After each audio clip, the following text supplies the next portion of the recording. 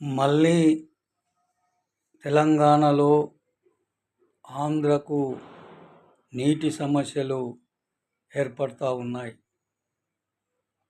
ఆంధ్ర ప్రాంతం వాళ్ళు గోదావరి జలాలను మరి పోలవరం ప్రాజెక్టు మున్పు ప్రాంతాల నుండి బంకంచెర్ల రిజర్వాయర్కు పంపి ఆ ప్రాంతంలో అభివృద్ధి చెందాలని చంద్రబాబు నాయుడు చూస్తూ ఉన్నాడు.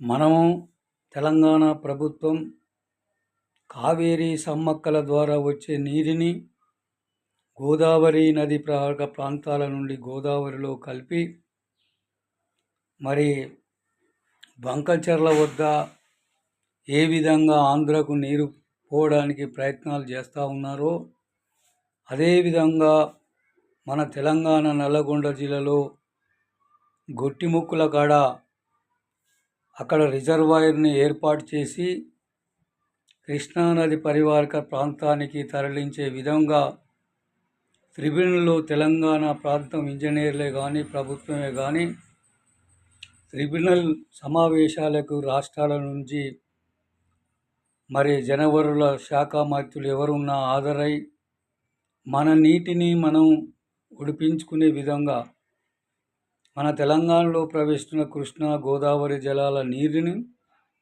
తెలంగాణ ప్రాంతం వాడుకున్న తర్వాతనే ఆంధ్రకు హక్కు ఉంటుందని భారత కమ్యూనిస్టు పార్టీ సూచనప్రాయంగా ప్రభుత్వాలకు తెలుస్తూ ఉంది. కేంద్రం ప్రవేశపెట్టిన త్రిపుల సమావేశాలకు హాజరు కావాలని మరొకసారి కమ్యూనిస్టు పార్టీ తెలంగాణ ప్రభుత్వానికి తెలియజేస్తూ ఉంది.